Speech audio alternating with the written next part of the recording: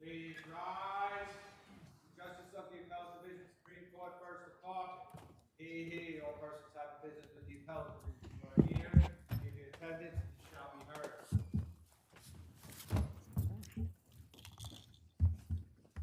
Please be seated.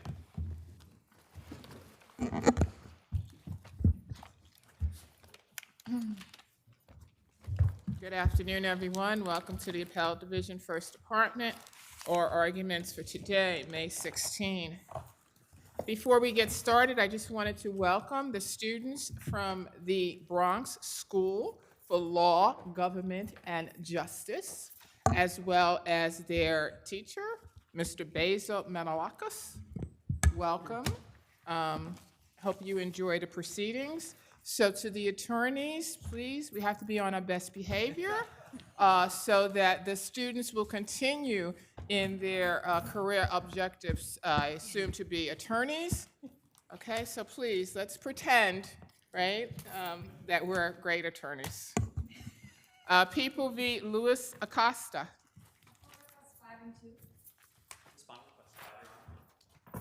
I didn't need to give my regular spiel. Please ask for the time that you actually need in order to get out the salient points of your argument. We are well familiar with your briefs. So that's 5 and 2 and 5. Cologne v. NYC Department of Education. Respondent 6, Your Honor. 5, 2 and 5. Blanca H. versus Manuel M. That matter is submitted. Gogan versus Russo.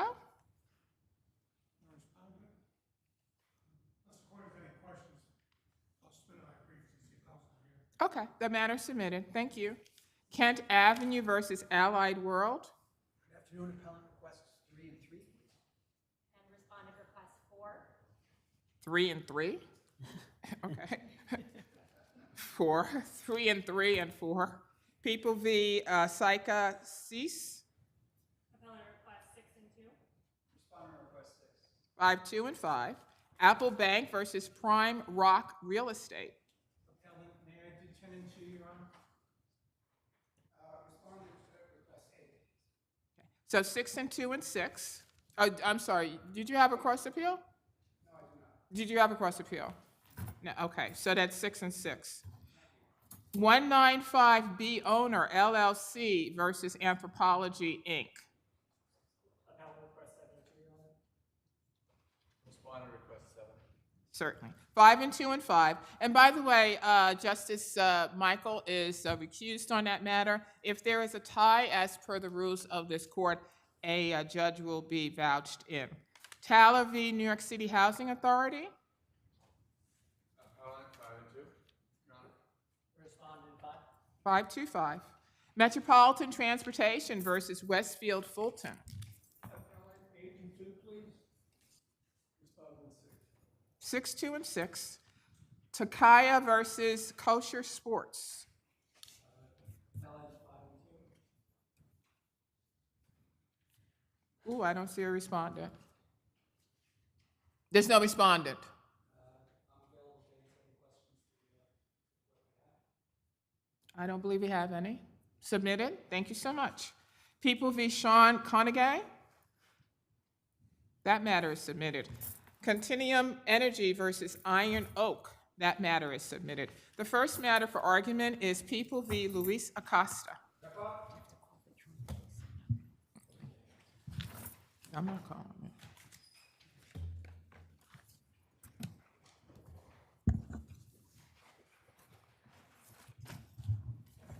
Yes, whenever you're ready. Thank you. Good afternoon. I'm Liza Batkin from the Legal Aid Society, representing appellant Lis Acosta. The court that took Mr. Acosta's plea to violating probation did not secure a valid waiver of his right to a hearing.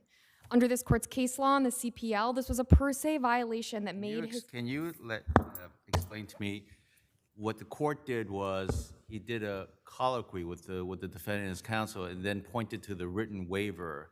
So what exactly, can you provide any specific examples and instances where the judge's instructions or explanations during the plea were unclear or insufficient so to render it invalid?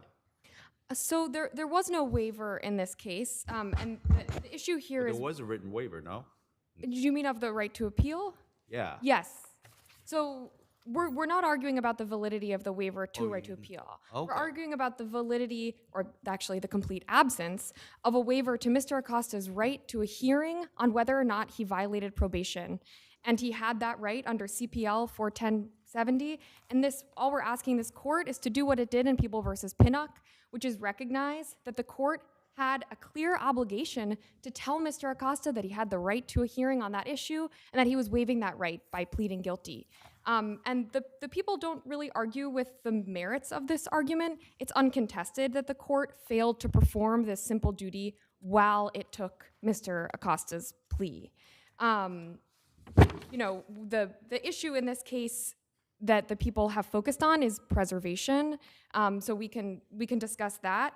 But I did want to focus on the hearing error. There's another error with the plea colloquy, which is that the court failed to. Well, counsel, how do you argue that this issue was preserved? So this issue falls clearly under the Lopez exception to preservation. Right after the plea was discussed, Mr. Acosta said on the record, "I have no choice." And that. Well, didn't the court explain to Mr. Acosta that he did in fact have a choice? Wasn't there some colloquy regarding that on the record? The court said you certainly do have a choice. You may not see it as a practical choice, but you do. But the problem is that the court never told Mr. Acosta exactly what that choice was, which was that he had the right to proceed to a hearing. That was a statutory right. The court was statutorily. Your client never expressed any confusion or hesitation about pleading guilty during the proceedings, correct? That's correct. But he also didn't know that he was entitled to a hearing. So, you know, whether or not he expressed confusion is besides the point. The court didn't tell him of his statutory So, right. counsel, I just want to be clear now. He pled guilty initially to what? To criminal sale of controlled substance in the 3rd degree. Is that correct? That's correct. And then he's sentenced to 4 years probation. Yes. Okay. And so he violates the probation. He, Is that correct? Yes, allegedly. Well, I mean, was it allegedly that he did not complete the program? He failed to complete the program, and he also, the drug treatment program, and he also tested positive. And I think there were a couple of treatment programs, right? Yes, those were all the alleged violations. Okay, right, that's what I'm getting at. Yeah, So yeah. those are the alleged violations of probation. So now, again, he's sentenced to 4 years probation. And you're stating that he was not informed, one, that it was not a knowing and voluntary plea, and also that he was not informed of the right to a violation of probation hearing. And so what is your request in terms of remedy? So our request in terms of remedy is to vacate the resentencing. We're not assigned on the underlying plea, to be clear. So we're really just talking about the violation of probation here. We're asking the court to vacate his plea to violating probation. Yes. Which would restore the B felony. The B felony would still be on his record. And then we're asking the court to deem or to demand that his probation term be terminated. So do we have the authority to do so? Because under our case law, as I understand it, we can either affirm, or if we do not affirm, then we would, if we don't affirm the conviction, then we could vacate the plea. But if we vacated the plea, we cannot resentence. We would have to vacate the plea and remand for further proceedings. So we're asking this court to vacate the plea and to dismiss the alleged Exactly. violations. But under our case law, we don't have, and also under the Court of Appeals, People v. Conosceo, CONCEICAO, the remedy would be to vacate and to remand. Well, under this Court of Appeals in People versus Burwell, you certainly do have the authority to dismiss the underlying charge, which is here the alleged violations of probation. You know, the people in versus, may I finish? Please. The people in People versus Burwell, the court in People versus Burwell dismissed a Class A misdemeanor charge. What we're asking for is really for the dismissal of a much more modest charge. It was a non-criminal charge. It was simply the alleged violation of probation, on which. Well, I mean, my thought, what I'm thinking is, though, if we did that, then that would mean that an individual who is sentenced to a term of probation, who repeatedly violates that term of probation, or who violates that term of probation, Therefore, there's no consequence to the violation of that probation.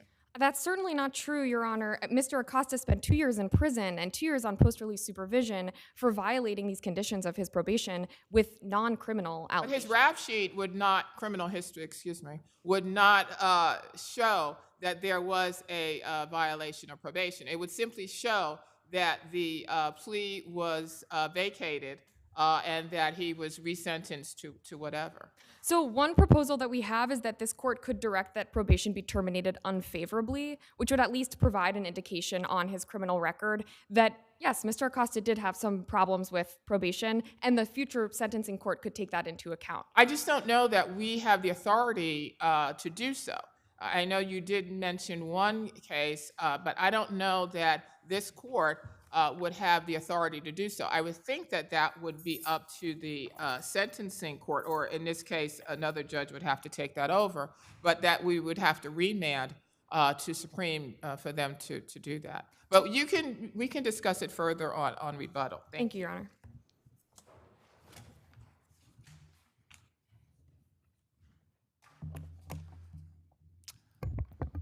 Good afternoon, Your Honors. May it please the Court. Nathan Morganti on behalf of the people. This Court should deny defendant's unpreserved, improper, and ultimately meritless challenge to his guilty plea to a violation. Also, you do concede that the judge should have told the defendant about his right to a hearing on a violation of probation. You do concede that, correct? In a best-case scenario, Your Honor, the judge would have read through the model colloquy and done that. In the worst-case scenario? I think there's much worse-case scenarios here where a judge could run roughshod over a defendant's rights.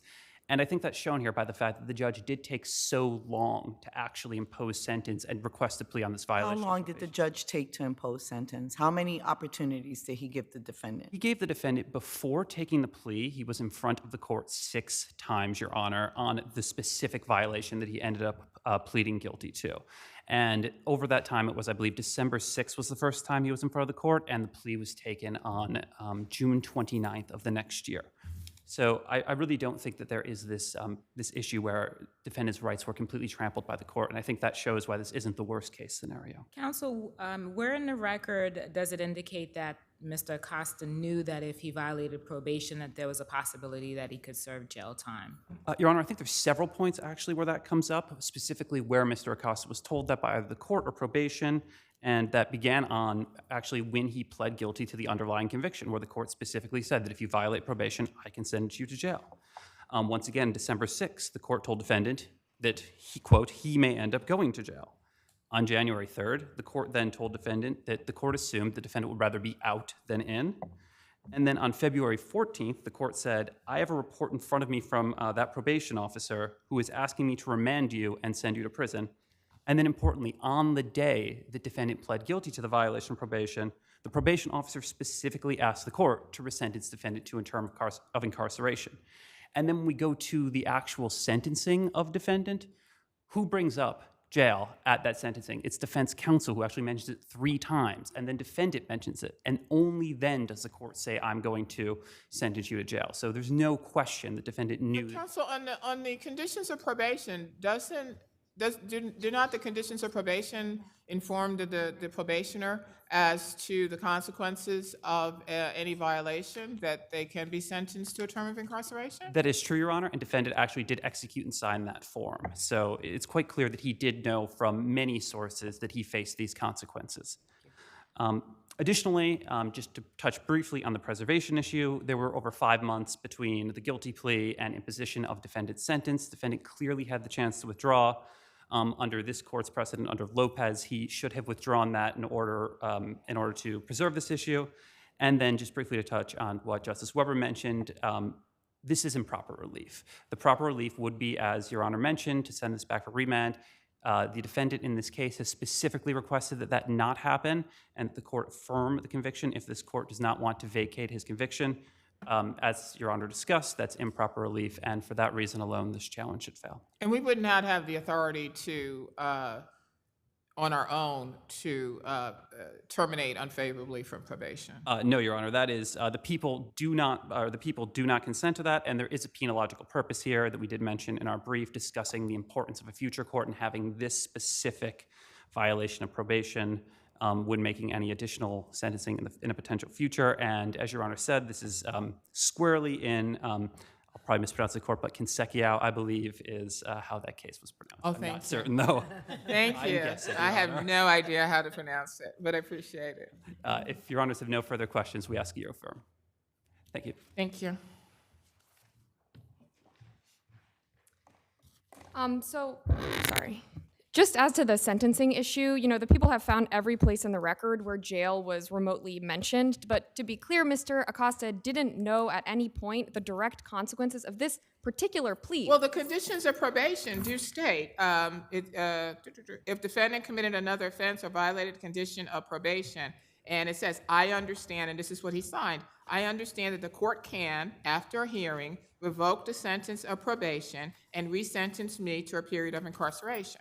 Yes, but it says after a hearing, Your Honor. And importantly, Mr. Acosta never got a hearing. He was pleading guilty. So the conditions of probation form don't alert him to what the... Oh, yeah, I certainly understand that, but I think the argument was being made, or the statement was made, that he was unaware of the fact that a violation could lead to a term of incarceration. Well, the sheer fact... whether or not he knew that it could possibly lead to some term of incarceration wasn't enough. Mr. Acosta wasn't informed of the range of sentences he could receive. He wasn't informed when he was going to be resentenced on the plea. He wasn't informed what conditions would trigger the court to resentence him upon the plea. Sure, it was normal conditions of probation. You have to lead a law-abiding life, meaning not sustain any new arrests. And also, you have to go to probation, you have to report to probation, and any other conditions. And I think one of the other conditions of this particular plea was that he complete a substance abuse program. So he was aware of what the conditions of probation are. He was aware of the conditions, but when he took the plea, the court said it was going to take the plea and leave the sentence open, but left entirely unclear when the sentence would be determined or what would trigger the court. So are you stating that at the time the plea was taken, the court was supposed to say to the defendant, and if there's a violation of probation, you can be sentenced to up to whatever it is under the B felony? Yes, Your Honor, or something along those lines, but nothing along those lines. And are there any cases or precedent you have for that? Well, it follows directly from the requirement that a defendant know the direct consequences of his plea under Cat 2 and Harnett, and also under sort of general plea voluntariness principles. The one point I just want to make is that preservation, there didn't need to be an opportunity to withdraw under the exception to preservation under People versus Lopez. And as to penological purpose, unfortunately, it's unlikely that Mr. Acosta will be eligible for probation again because he has this B felony. So the penological purpose that the people have provided is speculative and, theoretical. And just to back up, Mr. Acosta pled guilty to the top count on his indictment. He worked full-time on probation. He didn't commit crimes. He was addicted to drugs, and he had a difficult relationship with his probation officer, but he spent 2 years in prison on a blatantly invalid plea. For those reasons, we're asking this court to vacate his conviction and dismiss the alleged violation of probation. Thank you so much. Thank you both. Cologne versus New York City Department of Education.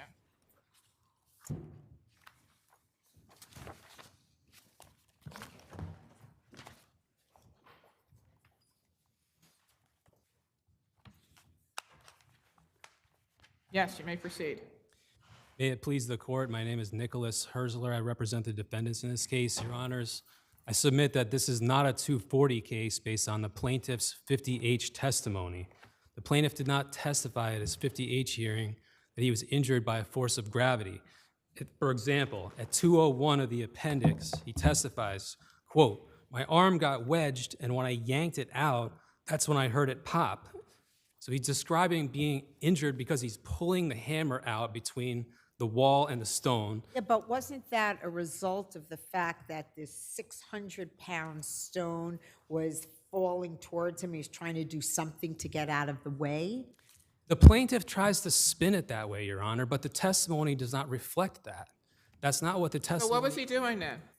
He testifies that he puts a hammer between the stone and the wall, and at 201 of the record, he says when he yanks the hammer out, he gets... But what I'm saying is, isn't the reason that he put the hammer there because the stone was falling and he was trying to prevent the stone from falling on top of him, and it moved a little bit to the sideways, a little bit forward, and that was the force of gravity. Okay, but the gravity here is that that's not gravity, because they're pushing on the bottom of the stone to lift it. He says 7 times they're trying to lift it up. When they lift it up, it pivots because it's pivoting on the wall and it's coming towards him as they're lifting it. So it's not falling towards him. Plaintiff tries to say that, but that's not what the evidence shows. So even if the plaintiff is saying here, oh, it was heavy and things of that nature. Yes, it's heavy, but they're lifting it. He says that so many times.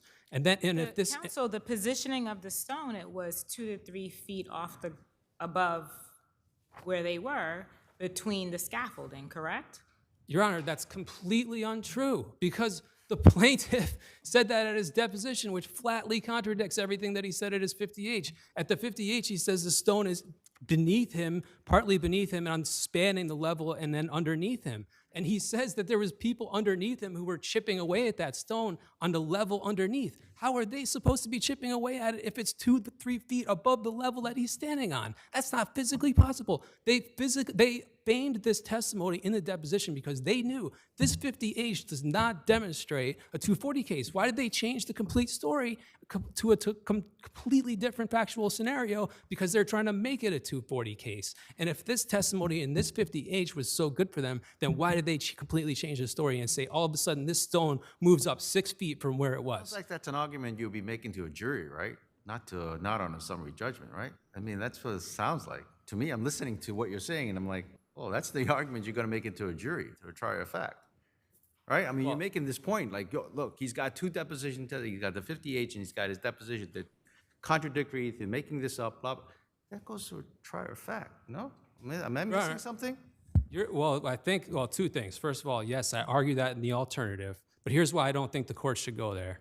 Because of every element. Well, you're leading me there. I'm not going there on my own. Trust me. But as I argued in my brief, Your Honor, every element of the feigned issue of fact rule is met here. He has sworn testimony, flatly contradicted by later testimony, tailored to the Runner case. Well, the thing is, there's also a way to look at it after you read those transcripts that some of the questions were a little vague, some of the answers came through a little unclear, and maybe it's not the most perfect 2 testimonies put together, but it's not really a feigned issue of fact, but rather some confusion that has to be worked out later. Your Honor, the reason I disagree is because they put this stone at the deposition. At the 50H, it was below him, and then at the deposition, it's above the level that he's standing. Well, I mean, it was a pretty large stone, and it was a 2-level scaffold. Am I correct? There was a first level and a second level of the scaffold? Yes, so there were workers that were underneath who were lifting it from the level below him. Right, but regardless, it's still above the scaffolding. Whether it's above, it's a 2-level scaffolding, right? So even if it's like right at his knees, right, it's still elevated from the scaffolding. Your Honor, I laid out in my brief how that's not what the testimony is. At the deposition, they say that it's 3 feet above the level that he's standing on. But at the 50H, he very clearly says that it's spanning the level that he's on and below. And that's why he talks about these workers underneath who are chipping at the stone below him. Either way, isn't it elevated? Your Honor, it's not elevated because at the 50H, he says it's not elevated. Wait a second. Hold on a second. There's a stone against the wall that they're removing, right? It's a chimney. They're taking on the stone, right? They're taking down the chimney. He takes a hammer and he wedges it between a stone, a 600-pound stone, because I guess he's trying to prevent it from falling or coming off, right? And then he's removing this is what I'm reading, right? I mean, are we disputing that he used a hammer to wedge the stone and that his arm popped when he took the hammer out and then the stone came off? So wherever it's lying, above, below, however, there's a stone that's moving, that's coming at him, right? While it's being lifted, Your Honor, and that's not gravity. But it's coming at him. Something's coming at him for him to move back and then causing him to slip and fall and hurt himself. That's not the testimony at 201 of the appendix. But we already established that the questions were put to him, which may have been not artfully stated. There may be confusion. And also, was there not a coworker or someone else who also corroborated portions of his testimony as to what was going on? A coworker, a non-party's deposition can be just as feigned as a party's sworn statement. And if you look at 200 to to 220 of the appendix, you'll see numerous questions about how this stone was not elevated above where he was standing. And if you look at 201, it shows that he pulled it out, not because he was trying to prevent it from falling, but he says, my arm got wedged, I yanked it out, and my arm popped. That's not a gravity-related incident. Thank you. May it please the court, Jeff Sheetzel for the respondent. Maybe I can Counsel, clear. what do you say about the discrepancy? Maybe I can clear it up here. Here's the level of the scaffold he's standing on. Here's the rock, 2 feet below, 3 feet above. When it dislodges, it tips.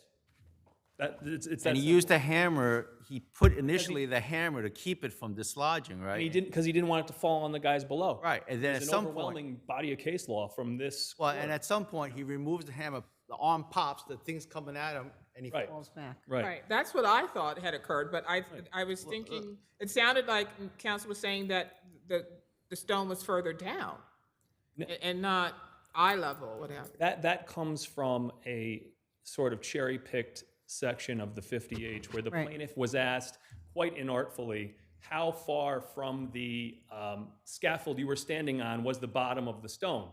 And he says 2 to 3 feet. And they unjustifiably assume that means the bottom of the stone was 2 to 3 feet above, but there's nothing that says that. Well, let me ask you this question. He's pointing to two testimonies, right? The 50H and a deposition testimony, correct? So my understanding is the 50H occurred first, correct? Yes. Right? At the deposition, and I don't recall this, but maybe you can answer this question. Did they point out, or at least when they were examining the plaintiff, pointing out all these discrepancies in the 50H hearing so as to allow him to maybe explain why there's a discrepancy? Not even an inkling. Not even an inkling. So basically, it's like, let him ride and we'll see what happens. You know, right? they're essentially trying to use their own failure to ask appropriate questions as a Well, but that's the point I'm trying to reach at. When you're trying to point the discrepancies out, there was nothing that was, because normally if you've got something good at a 50H hearing, you're going to be bringing it out at the deposition, right? I mean, but you can't, at this point, we don't know, right? And the one other point that I would make to the court is this. Even if the stone had never fallen, it's still a 240 case because there are case after case after case from this court that says the attempt to stop something from falling on the guys below you, and that's the Alley versus Sloan Kettering case. It's the Scow case versus Jones. You know, 2 guys carrying a 200-pound pump down a ladder, and the 2 guys below lose it, and somebody hurts his back trying to hold the whole weight. Didn't move at all, but the fact that he's trying to stop the force of gravity on the object is what leads to a 240 liability. The Alley versus Sloan Kettering is where a plaintiff ruptured a tendon trying to stop an AC unit from falling off the back of a truck. Again, no change in the elevation, but trying to stop the elevation to avoid someone being hurt. And just, you know, with respect to the safety device issue, you know, the lower court correctly held the defendant failed to provide appropriate devices. Plaintiff testified to that. The independent witness testified. Well, defendants claim that he was not authorized to engage in this work. Well, that's irrelevant as long as he wasn't specifically told not to. This isn't a recalcitrant issue. Nobody told him don't do it. The boss at the beginning of the day says, we're going up to do demo. You're helping out Mr. Ford. Mr. Ford acknowledges this. Mr. Ford was tasked with taking the stone out of the wall. Our guy is tasked with helping Mr. Stone. The cases that were cited on that issue by the defendants, one of them is a custodian that tries to fix an elevator. I mean, it's so far outside the scope, you know. You know, and then the one last thing I'll say about the devices is, I mean, the defendant's expert affidavit is so many glaringly, flat out wrong statements of fact that it can't even be relied upon. He says they were working inside of a chimney. He says the stone weighed 50 pounds. He says the plaintiff was single-handedly trying to move it. They said his body got wedged in between the stone.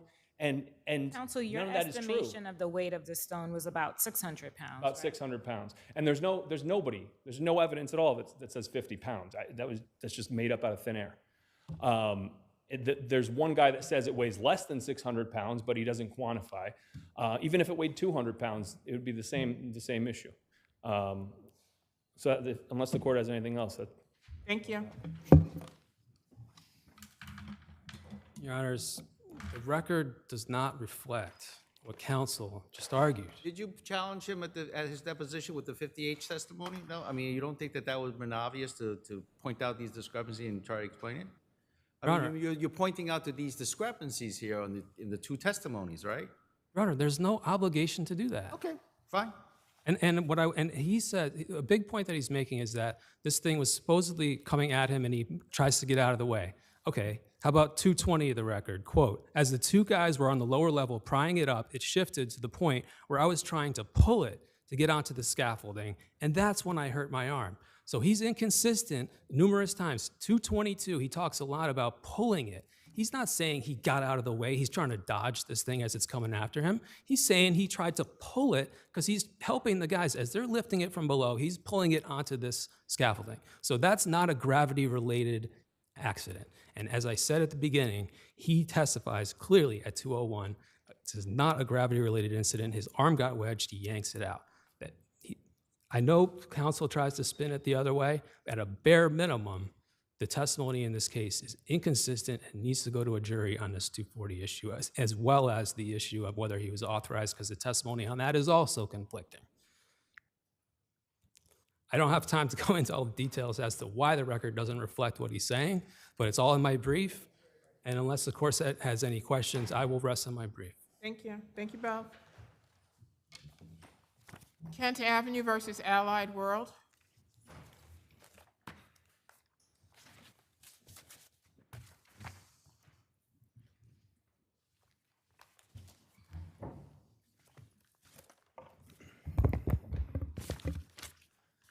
May it please the court, Timothy Delahunt for appellants. This court has previously held that the very same type of exclusion at issue requires at most perfunctory investigation for purposes of 3420D. That's the GPH decision I cite in my papers. In the same decision, this court has held that a shorter delay than the one here was unreasonable as a matter of law. Your argument is that the disclaimer was untimely, that the original disclaimer to your clients was untimely, because it was like 5 months after sort of the putting in the claim, right? Correct. So that's what you're having. So in that regard, then, the statute of limitations is more along the lines of 6 years, right? Having, I think it's subdivision 1 where there's no statute of limitations, because there's not a breach of contract claim, because you're not claiming that somehow the failure to pay you was a breach of contract. It's more like it's the disclaimer itself that's no good. No, that's not exactly the claim. The actual period of the statute of limitation. What's the claim that you're asserting against the defendants? The claim against the carriers. What's it based on? What's it based on? It's based on the policy. The policy, not the disclaimer? You're saying that there's a breach of contract? They're one and the same because the not exactly. The statute is a mandate. It's prescriptive. It only tells insurers what they must do in applying their policies. Well, the policy had an exclusion that you concede applies to this case, correct? There's no dispute the exclusion applies, but Right.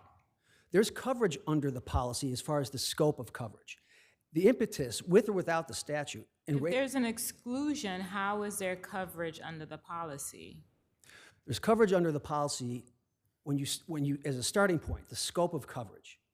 Well, let's talk about your complaint. The basis of your complaint is that the disclaimer was untimely, right? Not that there was any breach of contract claim, right? The claim is for a breach of contract by virtue of an untimely disclaimer. That's about saying But wouldn't you have known? That's the same That's exactly what was. But wouldn't you have known, if that's your claim, that the disclaimer was untimely, wouldn't you have known about that immediately? You would have said, oh my goodness, this is an untimely disclaimer. What did you have to wait years to start the lawsuit for on that issue? The test isn't knowledge. The test is which statute of limitations apply. A party in any case can know. Well, yeah, I think it messed up both of them, though, Well, didn't look, you? You're saying the breach of contract, you're saying that the statute of limitation applicable to breach of contract applies because the breach occurs later on so that you won't be tied back to 8 years ago. So I can see why you're making the argument that this is a breach of contract because you want that 6 years, right? No, Your Honor, the court below applied a 6-year statute. Yeah, he The issue applied is number accrual. one. He applied the subdivision one, which says there's no statute of limitations that he can figure out that applies to a disclaimer. But he knocked out your argument that this is a breach of contract claim so that you get the 6 years for breach of contract, which has a later accrual date. You're shaking your head. Well, am I no, reading the wrong case. Maybe I got the wrong case. No, the accrual rule for a liability policy. Right, that's right. So that's why you don't, so the question is, why should we use the 6 years applicable to breach of contract when the basis of this lawsuit, unless I'm reading it wrong, is a disclaimer issue? Nothing in the statute entitles my clients to anything. 3420D does not provide a remedy. It is prescriptive on carriers. If there was no policy, everything my clients are entitled to by virtue of that late disclaimer comes only from the policy. That's the only place you look to. The statute does You not have create time on coverage. rebuttal. Thank you.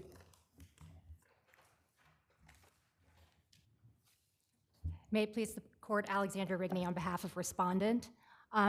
Okay, so am I got the wrong case? Do I have to? You have the correct case, Your Okay, so Honor. there's two statute of limitations. There's two 6-year statute of limitations applicable. Correct. Supreme Court found the one that applies is subdivision one, which says there's no statute of limitations, therefore the default is the 6 years. I reject the breach of contract statute of limitation, which has a later accrual date, which will save this case, because this complaint doesn't talk about a breach of contract where you fail to comply with the insurance contract, right? Correct, So that that's if you go back then, taking the 6 years with no 8 years, you're out of luck. It's definitely 8 years as well, beyond the 6 years of the catch-all provision that the lower Okay. court cited. Okay. Just want to make sure I'm not reading the wrong appeal. That happens. And I just wanted to address a couple points, which is that, I think the parties here in this case have argued back and forth a little bit of a chicken and an egg argument in terms of, is this something based in contract? Is it based in statute? Which comes first? What benefits the parties? How does that work? Here, there would be no entitlement to coverage under the policy but for 3420. In other words, it's not a provision that is adding anything to the contract. It's simply saying that in the case of a late denial by a carrier, there is a penalty imposed upon the carrier, but it does not look back to the policy language. It doesn't look to the exclusion. It doesn't look to the applicability of any of it. It merely just states that a late denial under statutory purposes, and by the way, there are statutes that absolutely amend policies. They amend policy language. But we This don't is not even one get of there. those. But we don't even get there, right? I mean, that is 3054. The insurance law there is to protect the policy holder, okay? But we don't even get to that point because it's untimely. I mean, right? I mean, if you had lodged that argument earlier in time, before the 6 years ran, that perhaps would have saved the policy, or at least provided the policy holder with some, safe harbor. Right. But we don't even get there at this point, right? We can't get there. Right. And that's correct. And I would also note that, I realize that Your Honors had been asking about the nature of the complaint and the pleading in this action, and this is not a breach of contract case. It is a claim under the statutory provision of the insurance law. And so either way you slice it, no matter how you look at it, this is a case that's going to fall within the catch-all provision of CPLR 213, which is 213.1. Well, it's not a breach of contract, as my colleague was pointing out, because you're pointing to an exclusion within the policy that says, it's got to be a specific thing, excluded from this policy, a specific job, whatever. It's a designated project exclusion, yes, Right. correct. Okay. Do Your Honors have any additional questions? Okay, No, thank you. thank you. So then, counsel, looking at your complaint, does your complaint allege any breach of contractual duty to indemnify or defend under the policy? Yes, the entirety, the complaint in its entirety, this action is directed to a duty to defend and indemnify that can only come from the policy. I'm listening to the questions and answers, and No. Not that can only come from the policy. My question is, where in the complaint do you specifically state, is there a specific allegation that there was a breach of contractual duty to indemnify or defend? if the complaint doesn't use those express terms, nevertheless, that is the sole direction of the complaint, because where is the policy itself? If this is a statutory cause of action, or a catch-all cause of action. Where is the policy in the equation? The policy is the only place where my clients are entitled to anything. And the Mandarino decision from across the river actually builds in a little more room to this. I don't believe that court had to, but that court observed if the cause of action can be deemed both statutory and contractual, then it must be, in this case, deemed contractual. Now, I think... I thought the allegation, again, was that the disclaimer was untimely. Right, when you look at your complaint, counsel, when you look at paragraph 21, 22, all of those allegations are based on an untimely disclaimer. When you go to the next page and you look at paragraph 32, paragraph 33, that's the same allegation based on an untimely disclaimer. That's correct, Your Honor. The breach is the failure to issue a timely disclaimer under the statute because the statute tells insurance companies in New York where the statute applies. So where you have a breach, This is what you have to so where do. you're claiming an untimely disclaimer, then you have a 6-year statute of limitations. That's correct, Your Honor. And even if it was a 1-year statute of limitations, the argument here is about accrual. And the accrual rule for liability policies is the statute doesn't begin to accrue until the underlying action is done. So the question... That's a breach of contract. That's where you run into a little problem. Well, then the question here then maybe at bottom, one way to look at that is a 3420, is a cause of action based on 3420D, does it have its own statute of limitations? And is it not an action on a policy? 3420 is designed to protect the policyholder. That's what it's designed to do. I'm the policyholder. Yeah, right. And if you don't bring an argument, a timely argument saying that the disclaimer is no good or invalid, it's there to help you, but only to a certain point. You got 6 years to challenge that disclaimer. That's treating the cause of action as statutory. The statute provides me with no relief. It's prescriptive against insurers only. Thank you. Thank you. People v. Cece.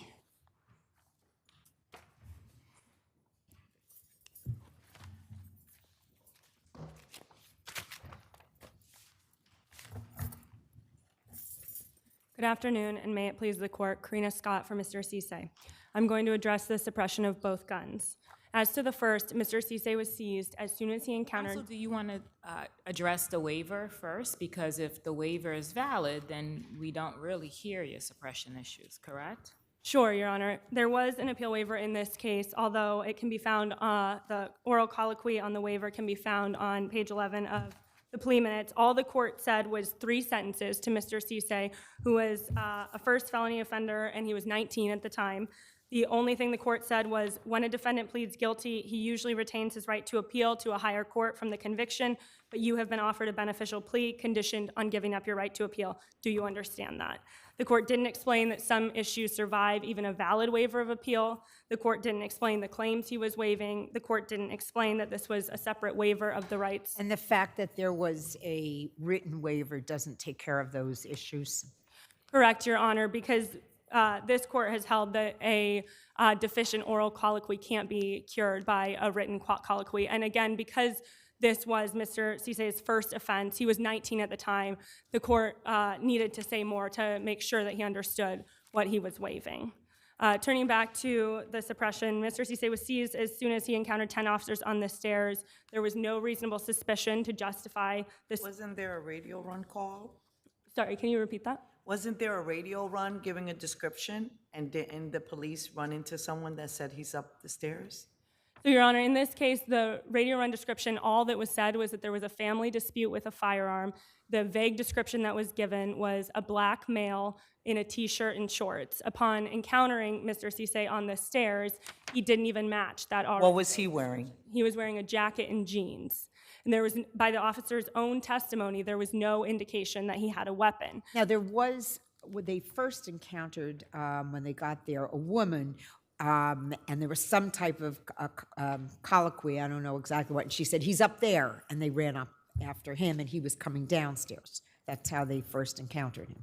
Yes, that's correct, Your Honor. There was a woman in the lobby of the residential apartment building who said he's upstairs, but that isn't sufficient to elevate the predicate because this was a 67-unit building, and they encountered him on a public stairwell. He didn't match the description. There was no indication he had a weapon, and there was no indication that he even knew the woman downstairs. There was no information about the suspect's height, weight, age, hair color, even if the officers had a description of the color of the clothing, that would have been better, but they had almost nothing to go off of. And then upon encountering Mr. Cece, the only reason they give for justifying the pursuit is the flight, which is not enough under these circumstances. Well, it's not just a flight, it was what was told to them by the woman downstairs, in addition to the description, sort of. Well, Mr. Cece didn't match the description, and the woman downstairs, again, Well, the description was, again, a black male wearing a T-shirt. Well, actually, they also gave the name of the individual, I believe, in the radio run. But anyhow, it was a black male named Anthony Cece wearing a T-shirt and shorts. When they come to the location, that's where the woman says he's upstairs. And then as they go up the stairs, then they see the defendant, a black male, now wearing a T-shirt, a jacket, and jeans. So there's the T-shirt, which fit the description, and a black male. And now he's walking down the stairs, and apparently when he sees them, he runs up the stairs, and then they run after him. So is that improper at that point in time? As he's running up the stairs, should they not have run after him? Yes, that's correct. Before you answer that, and on top of that question, is that the radio one gives the description shorts and a T-shirt, right? But when police arrive and they have a woman there, and she sees what's going on, their guns are drawn, and she says he's upstairs. Does that override, sort of in a sense, the radio run description? Because at that point, now they're going to be basing it on what that woman is telling them, because obviously the police are there and they've got a radio on a person with a gun. He's upstairs, so they walk up the stairs. So how does that all tie in under the circumstances here? Well, Your Honor, the police needed more in this case because even upon arriving, he didn't match the description, and even though there was a woman in the lobby, under that logic, they could have seized any black man who was in the public. But they didn't seize him at that point. So I'm still trying to figure out, under your understanding of the law, et cetera, what were the police to do at the point in time where this individual, black male wearing a T-shirt, albeit not wearing shorts, and also now having on a jacket, they encounter him and the woman who says he's upstairs, and then he turns and he runs upstairs. What at that point in time were the police to do? Well, in this case, 10 officers with their guns drawn entered the building. That was too much force too early, given the level of suspicion. So again, what were they supposed to do? Were all 10 now supposed to holster their weapons? What were they supposed to do?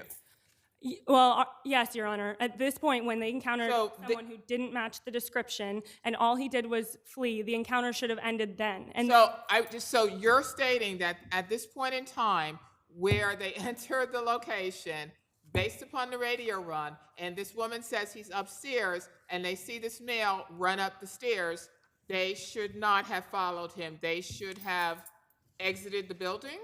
Well, as an initial matter, Your Honor, our position is that they shouldn't have entered with 10 officers with their guns drawn. But So are there any cases that say that the number of officers who respond to a radio run or to an incident in any way plays into reasonable suspicion or probable cause? Well, so People v. Moore has said that the difference between a level 2 and a level 3 DeBoer encounter hinges on whether the officer has his gun drawn. And that But we're not even talking about an encounter because there's no questioning of the defendant. There's nothing. It's him allegedly seeing them, or him apparently seeing the police officers, him running up the stairs, and then they're following after him. So I'm trying to figure out again, you're saying they should have exited the building? They should not have gone upstairs? They should not have further investigated pursuant to the radio run? And to be clear, the radio run, family dispute with a gun, all right? So that was in the radio run. Are you disputing that? There's a firearm involved in this case. We're not disputing there was a firearm, but the Supreme Court and this court has held that there's no firearm exception to DeBoer or the Fourth Amendment. And DeBoer talks about an initial encounter, an inquiry. We don't have that here. Well, the Counsel, do you not have? was seized as soon. Sorry. Go ahead. Mr. Cece was seized as soon as he encountered 10 officers with their guns drawn, and his post-seizure flight can't justify. He ran. Counsel, are there not cases from the Court of Appeals that indicate that individual has the right to walk away from police officers if they see them? Yes, correct. There is, and in this case, explain those cases. I'm not sure that I have them right here, but so he had the right to. Under those cases, he has the right to leave. He has the right to flee. But there's nothing that says that the police, therefore, do not have the right to go after him. That's true. They do have the right to follow him, but they didn't have the right to seize him. And Okay, so you talk about seizure. According to the record, they then follow him up the stairs, and according to what I see in the transcript, he then discards the jacket, and that is when they seize him. Did they seize him or tackle him or whatever at some point prior to his discarding the jacket? Your Honor, he was seized as soon as he encountered 10 officers on the stairs with their guns drawn. No, that's not what the transcript. So he ran. I'm sorry. Yeah, you have time on rebuttal. Okay, thank you. For respondents' reference, I plan to address the inventory search, the second part of the suppression on. Yeah, and we're looking forward to hearing about that. May it please the court, Brent Yarnell for the people. First of all, the appeal waiver here was valid. The language that the court used in distinguishing between the forfeit. There was no colloquy, there was no statements by the court as to the rights that the defendant was waiving, they're being separate from appellate rights, et cetera. There's nothing in the oral colloquy. Well, 2 points. There is in the oral colloquy a description of the difference between the waived appellate rights and the forfeited. What description is that? Well, the court says, using almost exactly the same language that the Court of Appeals approved in People v. Lopez, says roughly, usually when you plead guilty, you retain your right to appeal, but in this case, you're giving up that right. That's almost exactly, as we described in our brief, the language that was approved in People v. Lopez. Right, but nothing else said after that to explain what rights were being given up or what rights were actually being retained. That's true, but the language that the court used was exactly the kind of shorthand advisement that the Court of Appeals in People v. Thomas said was appropriate, at least where it's accompanied by a detailed waiver, and here it was. The detailed written waiver the defendant executed did lay out the 4 non-waivable appellate rights, and there were plenty of questions in the record confirming the defendant had read the waiver before he signed it, that he signed it, that he understood it, that he had time to consult with his attorney about it. So under Lopez and Thomas, the waiver here was valid. Reasonable suspicion point. I think nobody disputes that at the very first moment that the police encountered defendant walking down the stairs, they did not have reasonable suspicion at that point. Our argument and the court's finding is that defendant's conduct in turning around and running up the stairs, not just walking but running, is what escalated. But most, to me, a critical fact is the fact that the police didn't go in there just running up the stairs. There was a woman they encountered who saw what was going on and said he's upstairs. I mean, there was at least a further information that the police were allowed to rely on in terms of what they were doing next. Of course, there were 10 officers with their guns pointing at him when they encountered him. Isn't that true?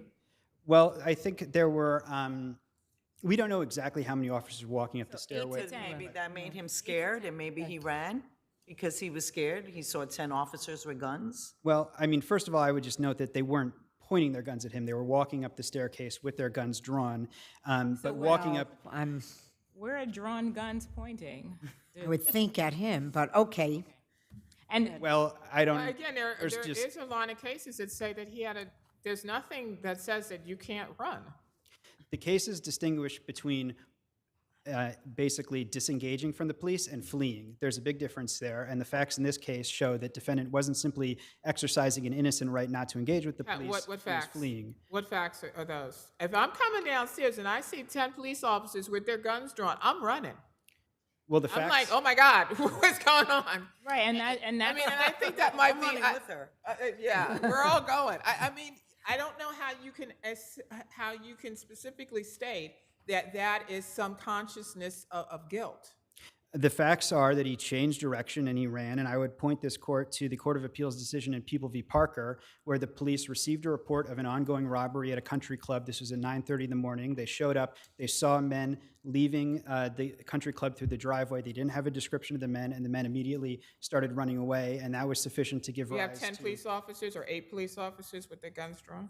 Well, I don't think the number of police officers makes this I don't know. How many police officers do you see at a country club?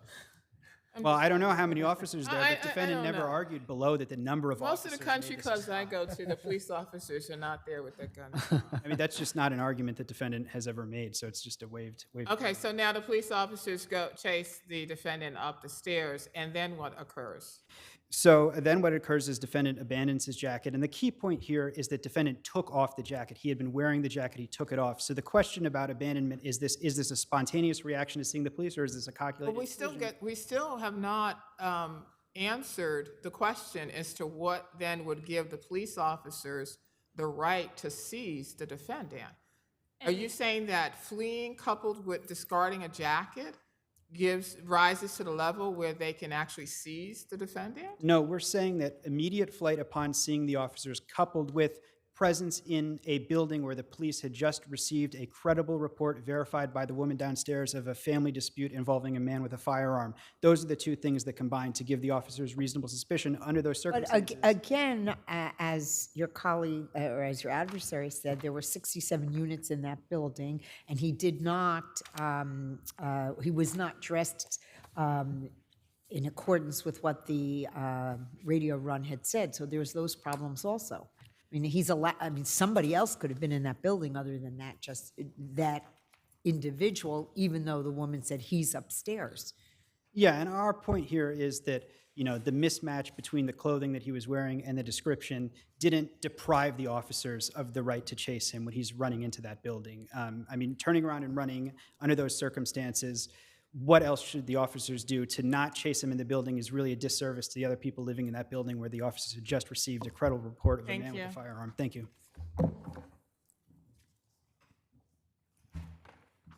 Counsel, before you get into the other aspect of your argument, in terms of the seizure, what is your argument about when did that seizure occur? Did it occur when your client encountered 8 to 10 officers with guns drawn, or did it occur sometime later? Our argument is that the seizure occurred as soon as he encountered the 10 officers with their guns drawn, and that you can find that under Moore, which is this court held that the distinction in that case between level 2 and level 3 hinged on whether the guns were drawn. But I do want to address briefly what I think Your Honors were getting at before, which is that even if Your Honors disagree with that and he wasn't seized until the 4th floor, there still wasn't enough information at inception to justify this pursuit. And if it's not justified at inception, then the post-seizure flight can't cure the lack of requisite suspicion at the outset. I want to briefly move on to the inventory search, which was the second suppression issue in this case.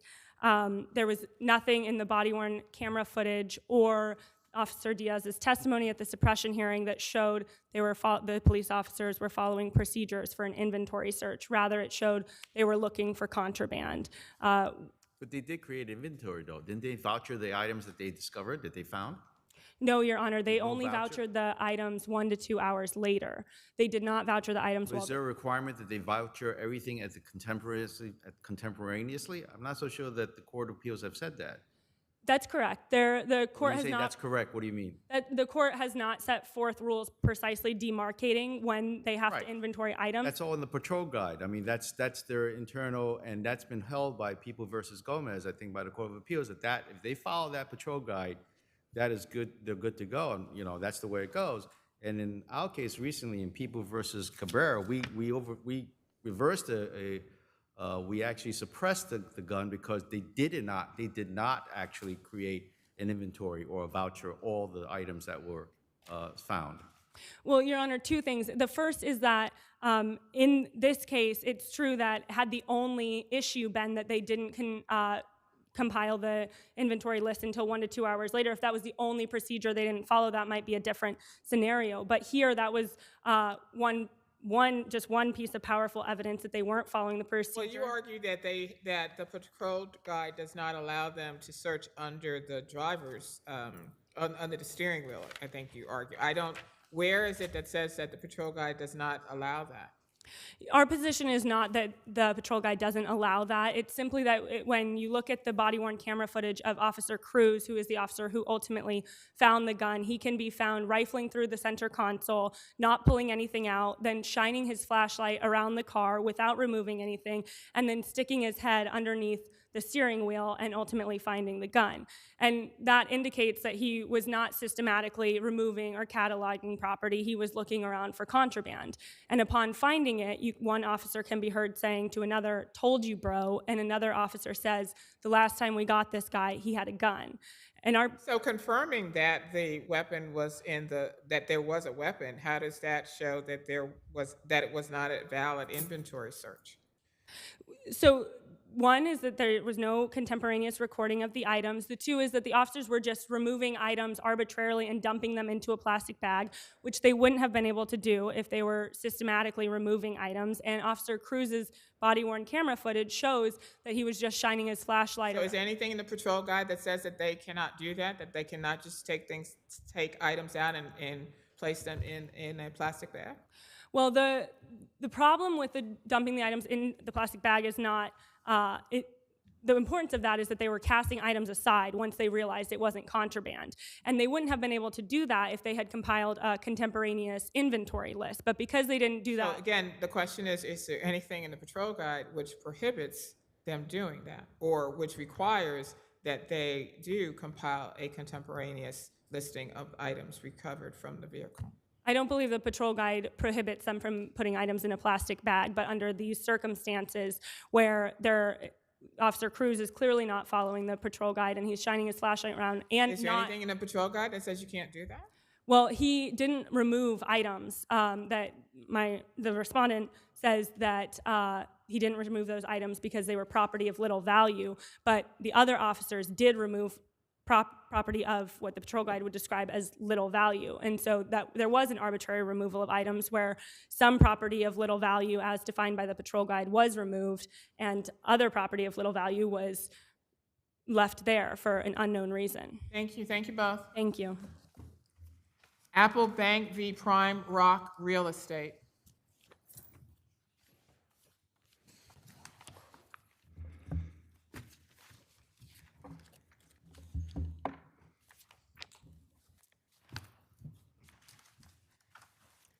Your Honors, Dean Yuzek of Carter, Krinsky, and Drogan for Apple Bank.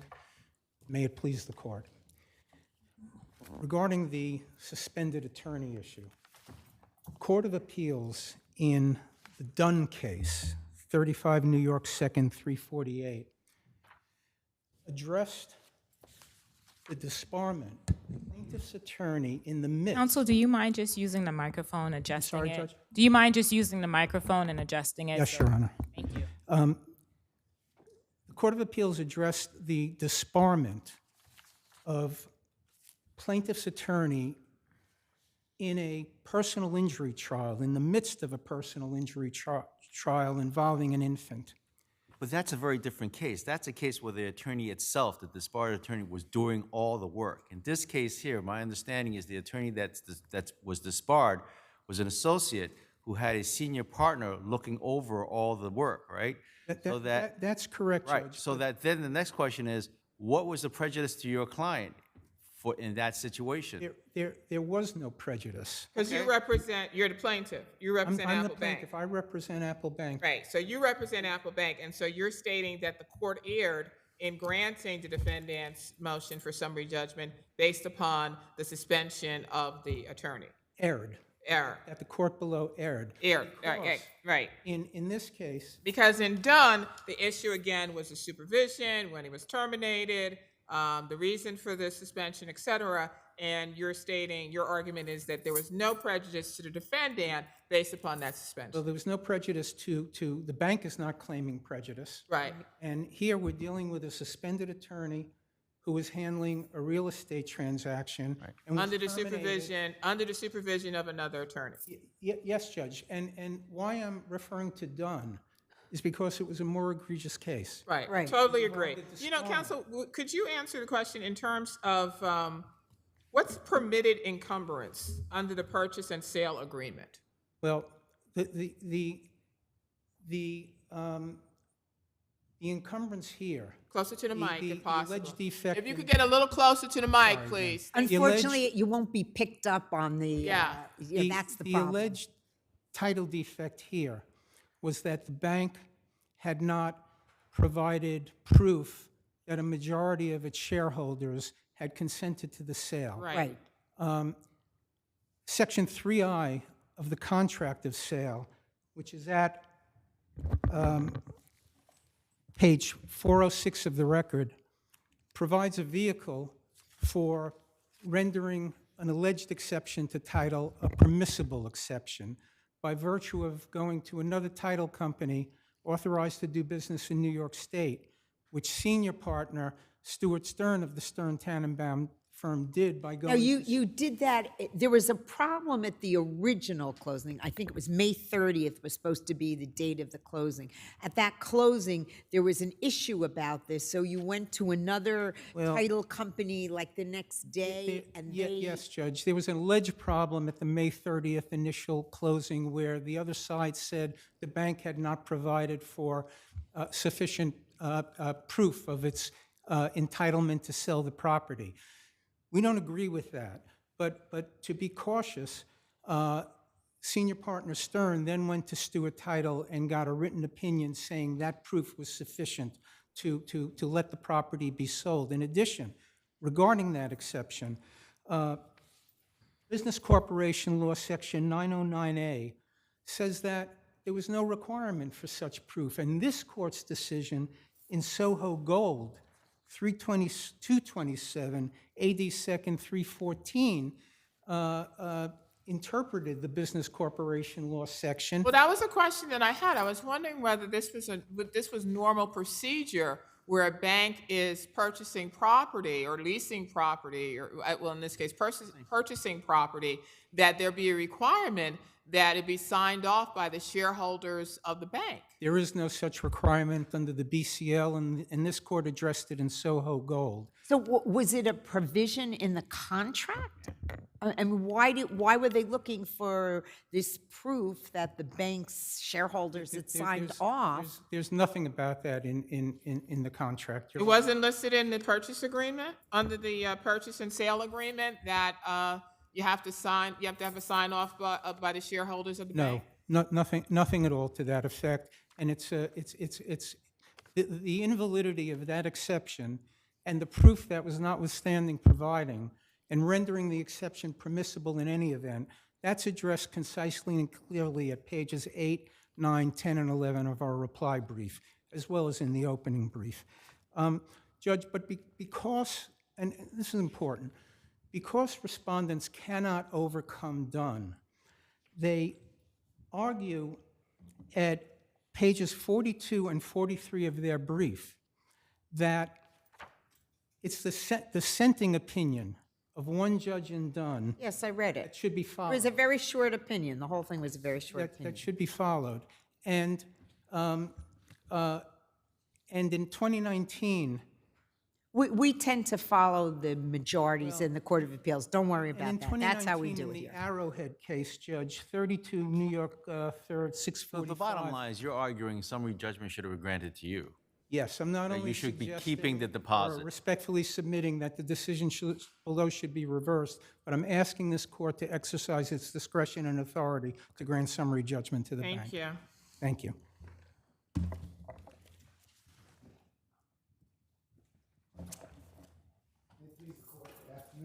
So, counsel, where do we get this permitted encumbrance? Because it's your friend stated that it's not in the purchase and sale agreement. It's not in or any statute. So where is it that comes from? Microphone. I apologize. First of all, we're not dealing with a title defect. We're dealing with authority. What? I'm sorry? The authority. In other words, the title company, and let's bear in mind, they had the title report a year before the closing, a year, because they needed time. They had a year to do two things: give unanimous written consent for stockholders. And the question is why? Because the last deed of record is in the name of Dime or dollar or something? no, Bronx Savings Bank. Bronx Savings, thank you. So they said, we want to know, how can you transfer a So deed? didn't they show that they had purchased that? They did. They took care of that. But what they didn't take care of is item 15, which is a record page 87, where the title company wants what every title company wants.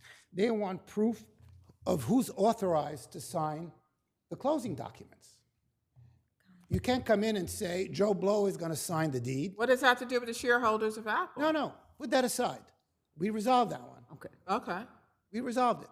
But at the closing, which I attended virtually, the title company told them very clearly, you gave us a certificate from the secretary saying, I say that this person is authorized to sign, with nothing else. And what the title company said, we need more. Title company being a Chase Abstract. Correct. And what you usually get in any real estate contract is a board of directors resolution saying, John Smith is authorized to sign the documents. Something that backs up the authority of the person who claims that they have the right to sign the deed and all other documents. It was missing. And if you look at the transcript of those proceedings, Your Honor, counsel, who was suspended, says at the very end, I've spoken with the title company. They told us there's one more open issue. They need backup information for the secretary's certificate.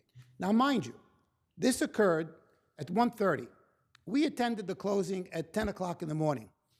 Up until 10 o'clock that morning, Your Honor, a year later, they had never addressed these two objections. Never. They waited until 10 o'clock in the morning. We go there. They're still not ready. So is that the permitted encumbrance? It's not. It's permitted encumbrance means if there's a title defect. This is not a title defect. This is a matter of satisfying a requirement to get title insurance. And that's a requirement We're entitled for a title You're not gonna company. get You're title entitled to know who it is that signs the Right. deed, otherwise anybody could come inside the deed, you're gonna Not walk me, away. Your Honor. The title company who's insurance insuring a $6 billion deal. They don't want to get sued. They're not going to issue you, they're Exactly. not going Right. to That's issue what clear happened. title. But, Your Honor, So this has nothing to do with the contracts, has nothing to do with statute, this has to do with Correct. title insurance. Correct. You're not going to get the title insurance unless So they're satisfied. didn't the next day, let me explain, if I may. Because this is really a bad story. And I got to tell you something. The reason I found out about the suspension, I have a habit. I deal with a new attorney. I like to check who they are. On the evening before, my heart sank to the floor, Your Honor. I saw suspension for 5 years. I didn't want to say anything until I cleared it. And if you read the transcript, Your Honor, at 10:44, after they tendered, and I told them your tender is improper, I said, I want to speak to you. Counsel, let's move on. I don't want. I want I'll to get move to, on. let's But get in to the any heart event, of the issue. May What 30th, Judge, whatever happened on May 30th is irrelevant. May 31st, the Stewart title. What happened I'll there? tell you, Stewart Title, what do we have? We have an email from Mr. Cilucci. right? All he says is, please be advised that pursuant to your request, Stewart Title has reviewed the annexed secretary's certificate for purposes of ascertaining whether it provides insurable authorization for the sale. And please let us know if we can be of any further assistance. Insurable authorization for the sale. What does that mean? Exactly. It doesn't say the person is authorized to sign, number one. It doesn't say they're prepared to insure title. Or It doesn't say he reviewed anything. It doesn't say, I'm giving you title. And he never gave an affidavit saying, I'm prepared to insure title. This is meaningless. It's a red herring. But let's forget May 30th. Why? Because they adjourned the closing. To June 1st. To June 1st, pursuant to a notice, and this is where the unauthorized practice becomes important, Your Honor. I told that attorney on the 30th, are you the guy who's suspended? He said, yes. I said, I want to speak to your senior partner. He said, let me speak to him. I'll get back to you. And then he got fired. No. He went back on the record. And he continued making a record up until 1:44. And then that evening, he sends a second TOE notice. And at that time, they knew, Your Honor. By the first, they knew. I spoke to the senior partner. I said, what are you doing? I said, you have a partner of yours who's suspended sending a TOE notice Now, he claims, by the way, he did it under his supervision. I doubt that. I'll tell you why. Because there are 3 notices. He was a partner? You're saying the gentleman that was Yes, suspended was a yes. partner? at the I firm? doubt very much that he supervised. I thought he was an associate. I didn't think He was that a partner, Your Honor. the one who was suspended? Yes. And let's be clear, he was suspended for not registering, for That's not correct. doing his That's correct. biennial And that's why when I registration. spoke to him, I said, stop doing what you're doing. So when is it that you claim you're asserting that Apple was aware of the fact that this attorney had been suspended? Because, Your Honor, by No, when? When is it that you? at the latest June 1st. At the latest June 1st. And what I'm saying, what the problem with them is, they knew by June 1st, they being the attorneys, the client knew by June 1st, and what they did, instead of saying, look, this document is no good, let's rescind it, they relied on it to serve a default notice on June 9th. They Thank made you. the situation even worse. Thank you. May I, Your Honor, please, 2 seconds. No, you're finished, but thank you so much. But please look at the second. We will look at everything. Thank Because you. it's- You have time on rebuttal, plaintiff. Thank you, Your Honor. Your Honor, they knew who was selling this property. The merger issue, Apple Bank's acquisition of Bronx Savings Bank. But it was required by the title insurance company, by Chase. Not that the transfer, what he's saying is they needed something that said the person that's signing the title has the authority given by the owner, Apple Bank for Savings. And proof of that authority is in the record at pages 653 through 664, including the director's meeting minutes. That was provided, even if it were required. And Judge, this court has held that if a purchaser believes that a seller is in Wait a default, second. When you're saying that was provided, when was it provided? before it was provided first at the initial closing and then supplemented When you say and the initial closing, enhanced you say May before 30th? June 1. May 30th? Yes. Why did you need the subsequent email from Stuart Title saying that we're good to go? that we'll accept Because that? they had complained, and we wanted to not only do invalidity under the business corporation law in Soho Gold. Sounds like someone didn't dot their i's and We cross their wanted to t's do- on this deal. We wanted to do permissibility in addition to proof.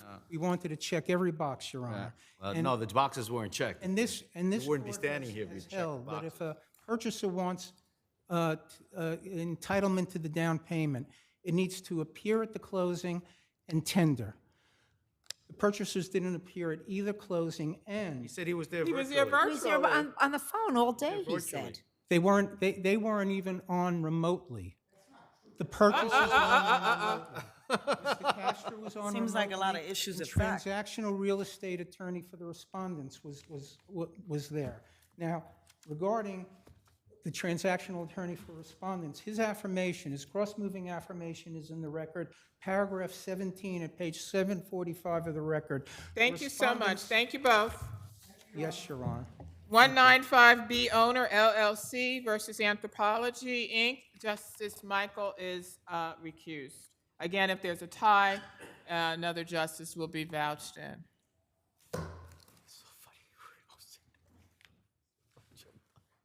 So funny. Having a good time? You're gonna stay now, right? No. Whenever you're ready. Good afternoon, and may it please the court. Brian Morgan on behalf of the respondent, tenant, appellant, Anthropology, Inc. This court should reverse the decision of the appellate term and affirm the decision of the civil court for 3 reasons. The first concerns principles of waiver and estoppel. I appreciate the court is very familiar with those. Well, the bottom line is, wait a second, let's get right to the heart of it. COVID-19 hits, you're a guy, you're the tenant, right? That's correct, Your Honor. You can't, as of March 21, everything shuts down, 100%. Nobody's supposed to go anywhere, right? That's correct, Your Honor. So that you're literally shut down from March to June, as far as I'm concerned. That's right. It was a 3-month period, March 22nd to So June. why is it then that you weren't deprived? I mean, why? Their argument is that you still had items in the premises. You still had, arguably you could have done some other kinds of business. Why isn't that enough to get around the arguments, or at least for us to have, I guess, in a sense, a firm appellate term? Sure. So the lease actually sets up 4 circumstances in which the tenant is entitled to a reduction of rent. In these circumstances, they have to be deprived of either use, occupancy, and/or enjoyment, Right. and/or the ability to operate its business from the premises.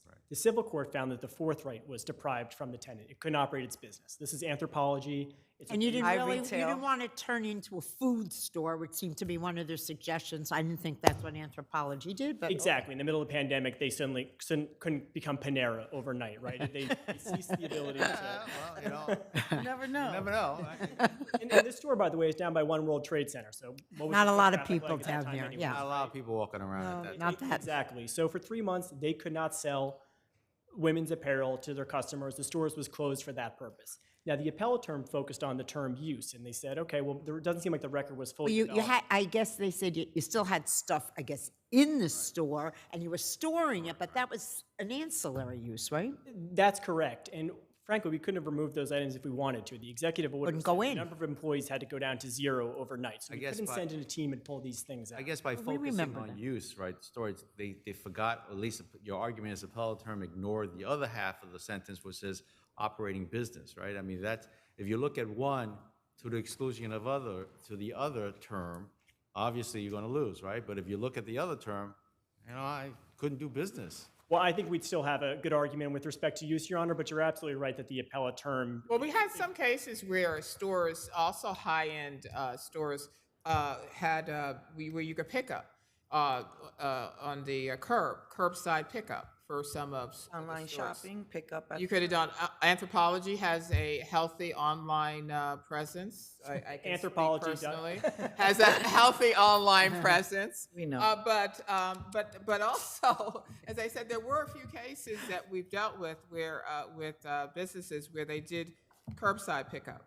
That's correct, Your Honor. I think when it was early June where the city finally allowed curbside pickup. And I believe the cases you're referring to, those were all cases where tenants had come in under I common think it was law doctrines. Valentino, if I'm not mistaken, one of those cases. But yes. That's right. They were arguing frustration of purpose, impossibility. Those are very narrow doctrines. Essentially, the purpose of the lease has to be destroyed in order for someone to invoke those. And the court said, well, look, you were ultimately able to do curbside pickup. You could store your inventory. You're able to get some use out of the premises.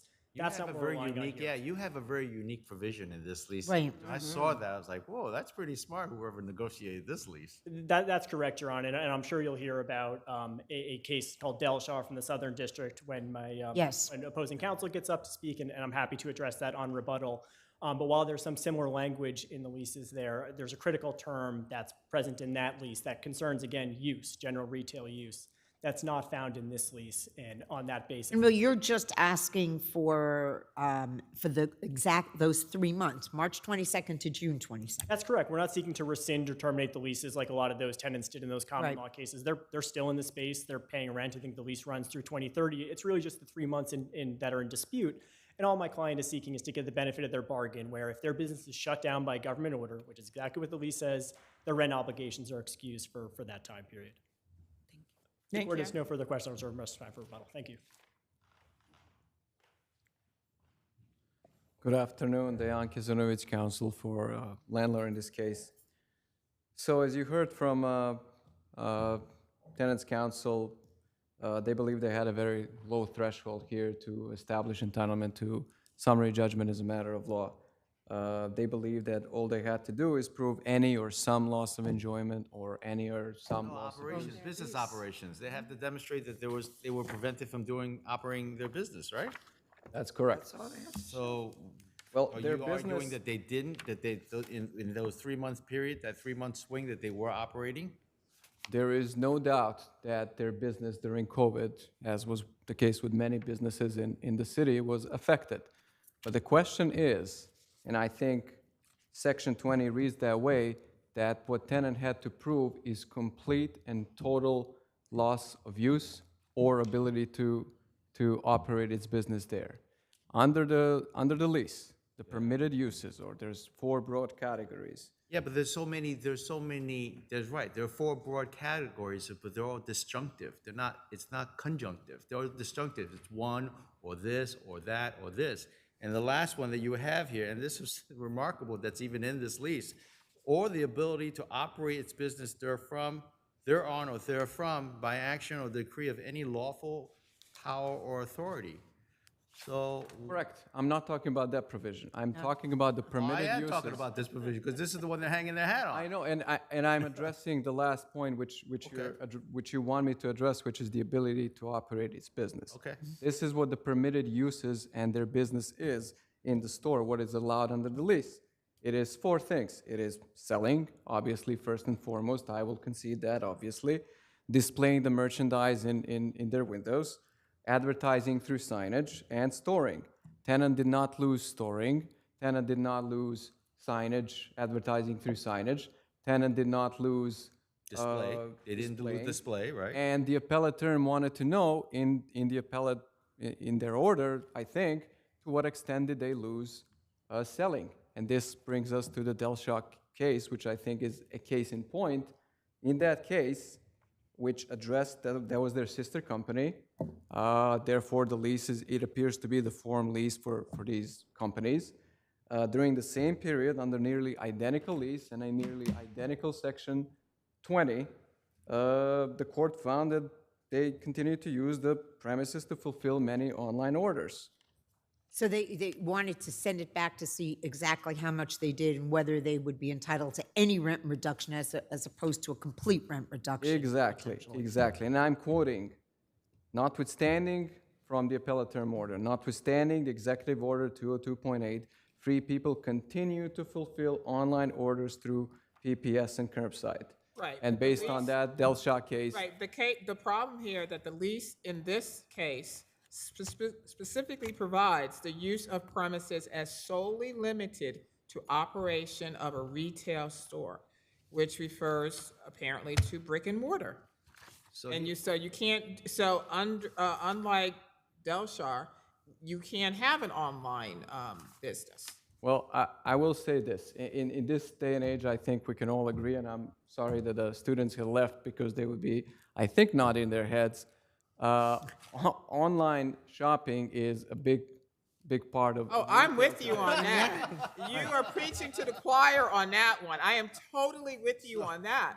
However, the lease in this case may have been written by someone, an old fogey, because apparently it says it's solely limited to operation of a retail store, which means brick and mortar. So even better, to your point about how you're listing all the things, the display, the storage, those they're actually using.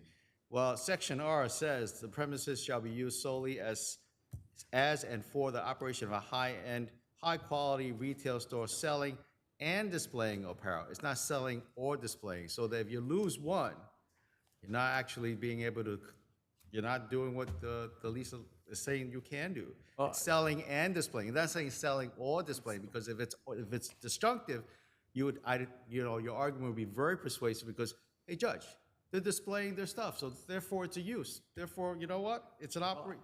I think the operative question is. You follow that argument, though? I do, and I concede it. But one question to consider: is tenant really claiming that under the current lease they were not allowed to service online orders from the store? I think you will find that they would rather lose this lawsuit than concede that they're not allowed to service online orders from this store. No, I think the argument is that under the lease agreement, where you talk about use of premises solely is limited to the operation of the retail store. I don't think that means that they would not be able to fill online orders. Right, because you should have put it in that sentence that says selling and displaying as well as online sales or online. But I don't think they're arguing that. And to use a metaphor, if you will, their argument is, well, there was the executive order, we were not allowed to do it. There's a stop sign, and therefore we clearly stopped at the traffic, at the stop. I don't know that you did. And the point is, and I think the point that the appellate term was trying to make is the burden was on tenants to further develop the record to establish whether or not you completely lost the ability to operate its business. You know what? You're bringing in online sales, virtual sales. I don't think that why would they need a store for that? You don't need a store for doing online virtual sales. You could be totally no brick and mortar to do that. I get the argument, but I respectfully disagree, Your Honor. I mean, just from No, I didn't personal write this experience, lease. You me and guys my wrote this wife, we go and we, look at the pretty window displays at the stores, and then we go back home and we order it online. And that's exactly what happened with their sister company, Free People's. Well, unfortunately, in those 3 months period, there was hardly anybody walking in the That's what streets. happened to Free People? Yes. Oh, really? In Free People, the Free court- People is the other The, case. the And federal then the case. sister- High-end retail store for They are. And Free the- People. Free People. Yes, and Free the- People. And Southern District in that case found Right. specifically. Yeah. Was it this, was the wording in the lease exactly the same as the wording in this lease? It was not. It was slightly not. different. One Yeah, I said think, luxury retail store selling. One said general retail. To me, it's both clearly allow to me online selling, and never mind what the lease allows, did what in fact happened in that store. well, wouldn't that go to, I don't know, maybe that goes to damages, or it may go to damages. I don't know, but thank you. Thank you very much. Thank you. This is a different case than Delshaw. It's a different lease. They're different parties. These are leases that provide. I know they're different parts, but I mean, I asked him also, is the language the same in these two leases? No, it's not. So as he acknowledged, the lease in Delshaw provides for general retail use. That's the Right. purpose of the lease. This lease is for a high-quality retail store selling and displaying apparel. It says so. What is the rent? What is the rent? Yes. Roughly $200,000 a month. Would you pay that rent to do online sales only? No, It's not a trick question. No, they would not. Anthropology has a national online sales business. They have warehouses in Pennsylvania and Las Vegas. They would not You don't rent need a lease. space You in don't Lower need- Manhattan. You don't need a my brick, point. you don't need a brick and mortar in order to do the online. Exactly. No, you can go rent space in Pennsylvania for $1 per square foot, not whatever they're paying. But it's an interesting argument that he's setting forth, because Yes. he's saying that, does that mean now that you would be precluded from doing online sales out of that location based upon the lease? I think the landlord would have an issue if the store suddenly closed its doors to customers, pulled down, put brown paper on it and started running just a pack and ship operation from there. I think we would have a dispute with our landlord. But just returning to Delshaw briefly, if you look at what the court did there, it spent 4 pages painstakingly analyzing that term, general retail use, defining each word within it, and finally saying, this means the broadest comprehensive use of the store you can think of. So that's why they kind of scoured the record to find if the store did anything. It's similar to those common law cases. Was inventory left behind there? Were there any online sales? Was it ultimately curbside pickup? Here, it's much more narrow. It's a specific use, high-quality retail store selling and displaying apparel. We could not do that for 3 months.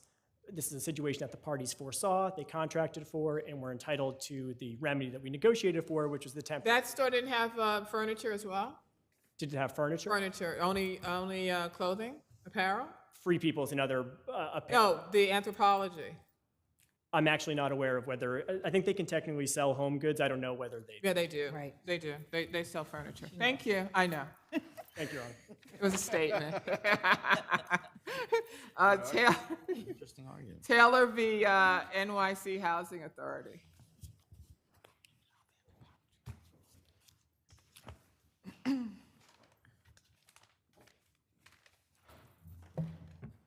Coming back?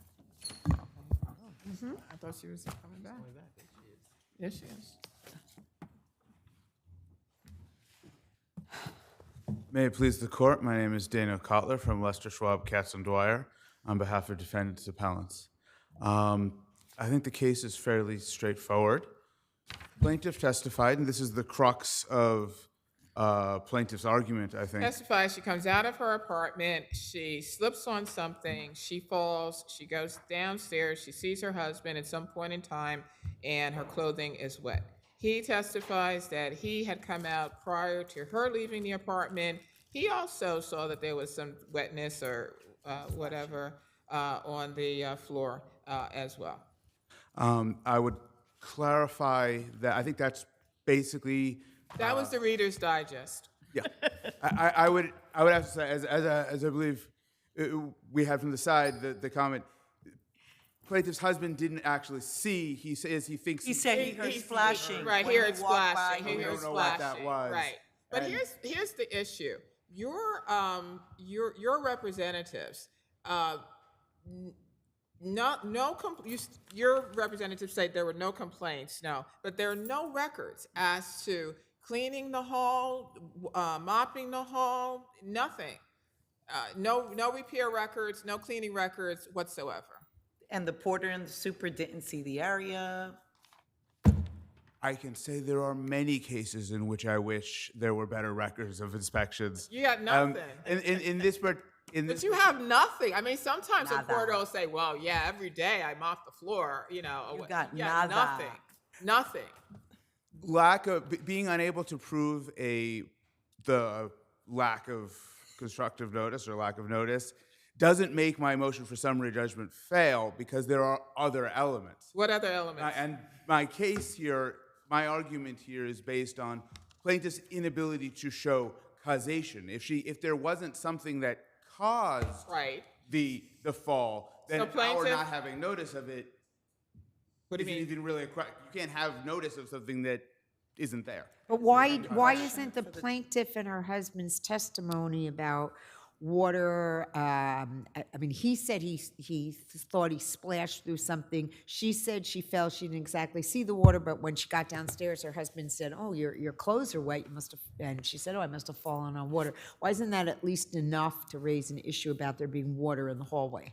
That's the Zenke case in a nutshell. I believe in Zenke it was a wet sleeve rather than wet pants, but it's the same facts.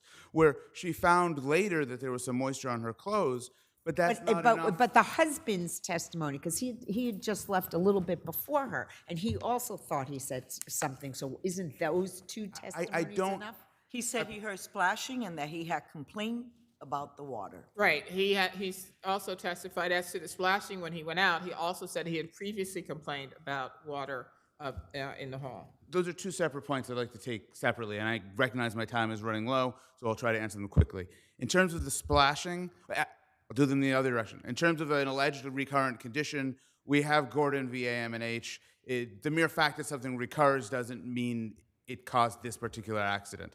Then, in terms of he thought he heard splashing. He didn't say that it was in that location. It might have been somebody running a bath in an apartment. He doesn't know anything about it. It's so speculative. It's so, what is this? We don't know. And plaintiff's own testimony is very clear, which was then corroborated by her husband.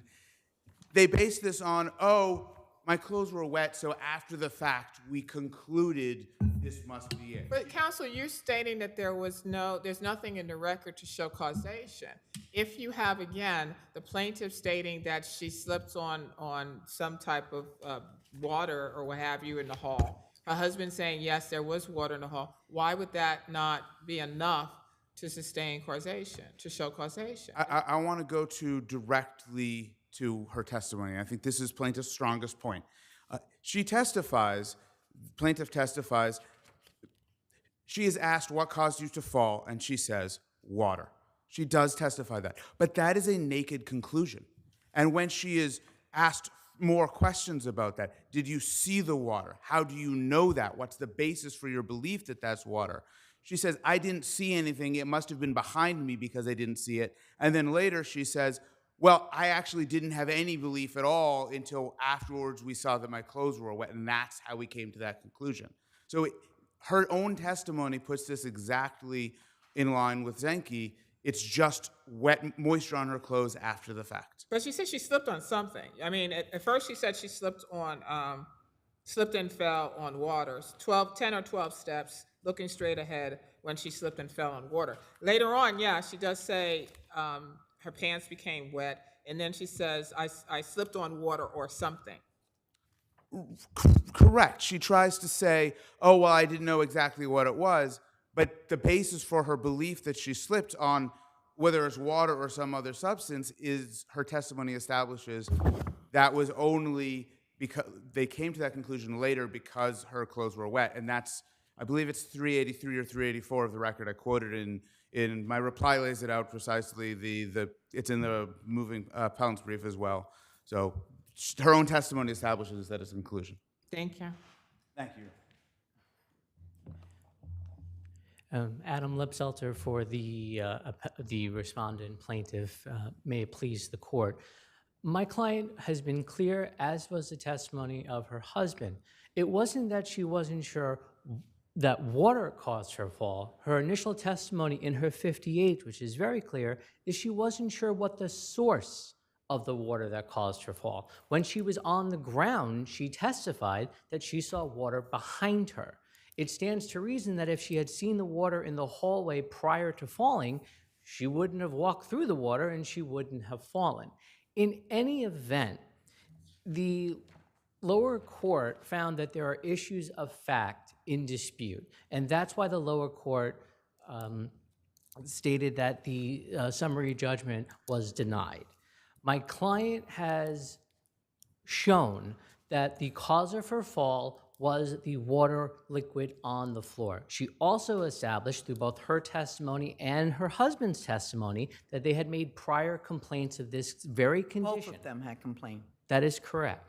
In addition, the defendants, Mr. Pasquale and the porter, testified that they didn't inspect the floor. They didn't keep records of the floor. They didn't keep records of the complaint. Therefore, it's an issue of fact as to what caused her fall. There's a water source on that floor, if I recall. There's some sort of storage, there's some storage room there or something where there is a source of water, or no? Yes, so in the hallway, she's in this apartment here, about 3 or 4 doors down, there's what's called a slop sink. Slop sink, Slop right, sink, right. I don't know if we all live in apartments, but Yeah, we essentially know. it's a room. Basically, you have a mop, you have a sink. Yeah, we know. And it was their It's just belief. so coincidentally, that slop sink is sort of near the area where she kind of slipped, right? The slop sink is near the area where she slipped. She said that she took 10 to 12 steps from her door. That's when she was precipitated to the ground. I would also mention that she didn't just fall, she didn't fall backwards, she fell forward. Well, she she said hit her she front. injured her lip, right? That's correct. She injured her knee as well as her face and eventually had to undergo emergency craniotomy due to the severity of the fall and her injury. Again, it's our position that her testimony is not speculative, that Zenke should not apply. Zenke just had the one person and she didn't see what she fell on, and then at the bottom of the staircase, her elbow was wet. You know, my client is different. She fell, she was in the water on the floor, she testified to. Her husband, who had left the apartment approximately 20 minutes before, said he heard splashing. He was on his way to get the elevator to go downstairs, so he didn't actually see the water. He heard the water. They've lived there 20, 30 years. This is not a rare condition that there's water in the hallways as they testify to. Therefore, Zenke should not apply. If the court has no further questions, I ask that the lower decision be affirmed. Thank you. Thank you.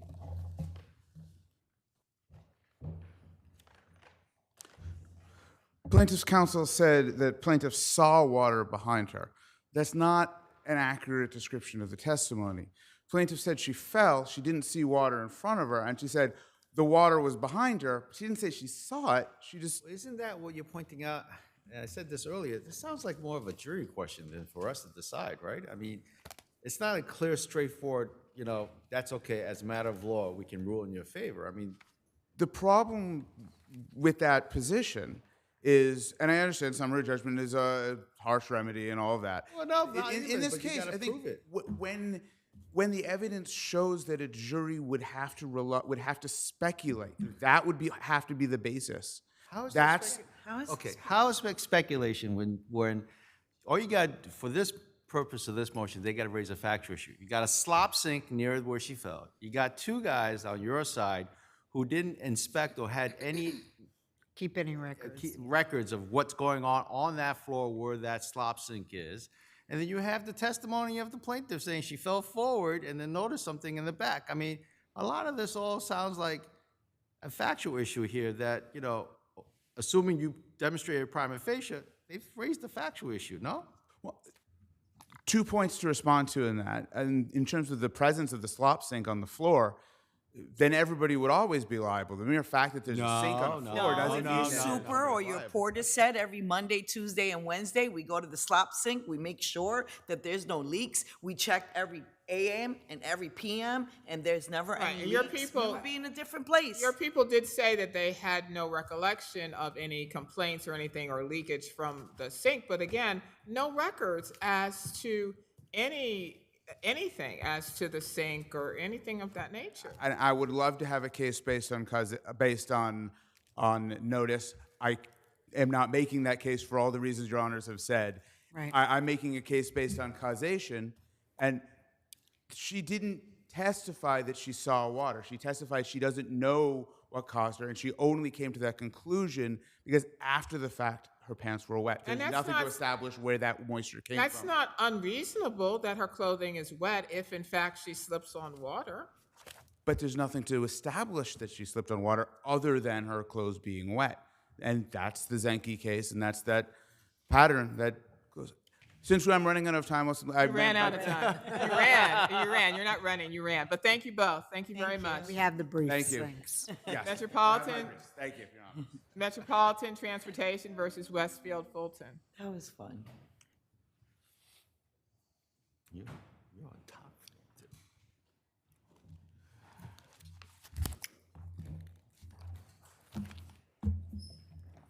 Your Honor, John Nikolic for Metropolitan Transportation Authority and New York City Transit Authority, together known as the MTA. We're requesting that the court reverse a judgment that confirmed 2 arbitration Right, awards. you moved to vacate, they moved to confirm, right, the arbitrator. And I believe, if I read the transcript correctly, your argument was that the arbitrator exceeded its authority Correct, in terms of what it did with the claims. yes. I looked at the prior decision from this court as saying that the dispute is covered by the arbitration. You go to arbitration, the whole dispute. Correct. And then the question that becomes is whether or not the claims are arbitrable. Isn't that what arbitrators always decide as to whether or not the contract that you have, that the arbitration provision in there is broad enough to encompass, or at least they have to interpret the contract to see whether or not the claims are in or out of arbitration? So in this case, it's a limited arbitration provision that's very For specific. substantial or final completion, right? Correct. And what the arbitrator did is, besides relying on provisions of the lease that are not subject to arbitration, there's no question about that, but he never, But he used the lease, but he had to read the lease to understand whether or not to define the parameters of substantial or final completion. That's what I take it, the argument below was sort of centering on. But yes, and what the arbitrator did not do was focus on what those definitions were, because the definitions require, for the landlord, MTA, to do the core and shell-based improvements, which were defined by these building plans. So how is that subject to vacatur? I mean, the arbitrator is given wide breadth in terms of how to interpret the contract. But it's not simply an interpretation of the contract. Westfield's counsel and witnesses conceded on a number of occasions that the restrooms, for example, the service list, none of this stuff was in the building plans that were requirements for substantial and final Yeah, but completion. wasn't there any evidence in the record that if you didn't have that, you wouldn't get the C of O because it was out of health code violation, to violate the health code? Because these restrooms were attached to this food service, whatever, kiosks, Yes, right? they were So that you required- want people who are cleaning They were touching your required food, by the health clean code, foot but you hands. have to remember, Your Honor, that the building plans were done before the RFP was done and before MTA even knew Westfield would be the lessee. Let's just peel it back to the basic principle, unless I'm wholly off in terms of my interpretation about arbitration decisions. That there are very limited aspects of how a vacatur of an arbitration award can happen, right? And I didn't see any of that, except for you're saying exceeds its authority, right? And if you're arguing that he exceeds its authority because he interpreted the substantial or final completion incorrectly, that's what they do that's not exceeding authority, even to the point where Judge Cologne had to argue, or at least pointed out, you guys are arguing in a circular fashion, because you were saying exceeding authority, exceeding jurisdiction, and he finally says, you're going in circles. Okay, but 2 points. Because I was going in circles too, reading it. There. The arbitrator did not even define or He doesn't have to. That's the no, thing. he does have to, because if he goes outside the definition, he's then giving himself authority that the parties did not give him. And what arbitration decision that doesn't do that? What arbitrator doesn't do that when they render their decisions? There are many decisions where if it's arguable that something, for example, had they shown restrooms on the building plans, and we had said, no, we're not responsible for them, that would be clearly, something that was arbitrable. But here, they've conceded the restrooms were not on the building plans.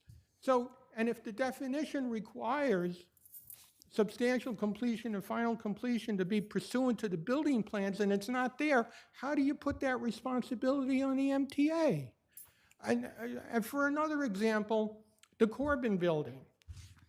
I don't understand how, so you're suggesting that Westfield just built these things without any permission? They just were acting rogue and decided to? Not at all. So how do you not have responsibility to? No, because they are responsible under the lease, and the arbitrator even says this in his decision, for subtenant improvements that are required for the subtenants to open and operate their businesses. So if they decide to put in a food service establishment in a certain location, and that requires a restroom, then it's on them. It could have been a different type of a store that wouldn't have required a restroom. So MTA couldn't know that until... But I'm listening to your argument. That doesn't sound like exceeding their authority. Exceeding their authority, in my mind, is the arbitrator does something that it just had no power to do. For example, I'll use the most extreme example, enjoining somebody to do something, like to provide for an injunction. You don't have the authority or the power to do that. Here, this is a simple interpretation of the contract. You disagree with his interpretation. You're saying that your interpretation gives you authority or power that you don't have. That's a straight up interpretation of the contract that you're disagreeing with, right? That's how you framed it in order to get this, in order to fit your argument into one of the provisions of a vacatur of an arbitrator decision, that he exceeded his authority, because his interpretation was wrong. Now, see, I don't think you'll find any case that allows an arbitrator to construe a provision to give himself authority that the parties did not give him. Thank you.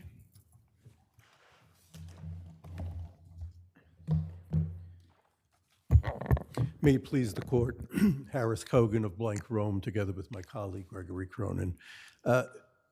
Your Honor has already intimated knowledge. Yeah, the way it was teed up below before Judge Cologne was that it was jurisdictional, and then it went to exceeding the authority, and he had finally said, you're going in circles because the jurisdiction was already decided by us. Exactly. This dispute goes to arbitration. The next question then becomes is for the arbitrator to decide whether or not the claims arising out of the dispute are subject to arbitration. So he interpreted the substantial and final performance and say, you know what?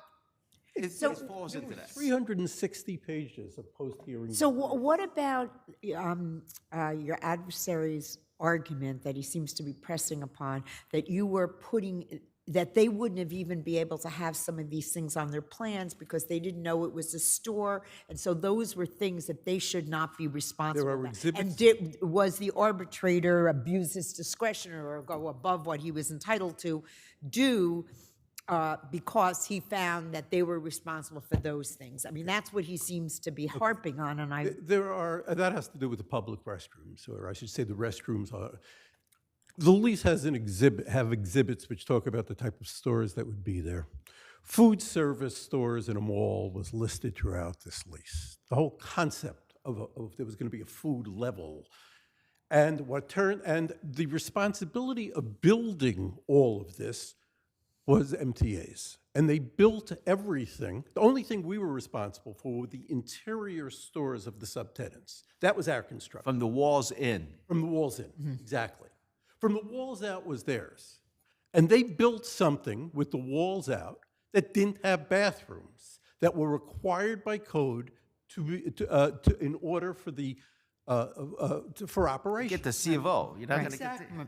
And a definition of substantial completion, one of it is that it has to be open and available for use by subtenants in the public.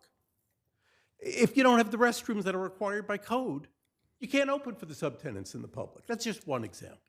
You know, what happened here is there was massive briefing of how to interpret very intricate provisions of a lease.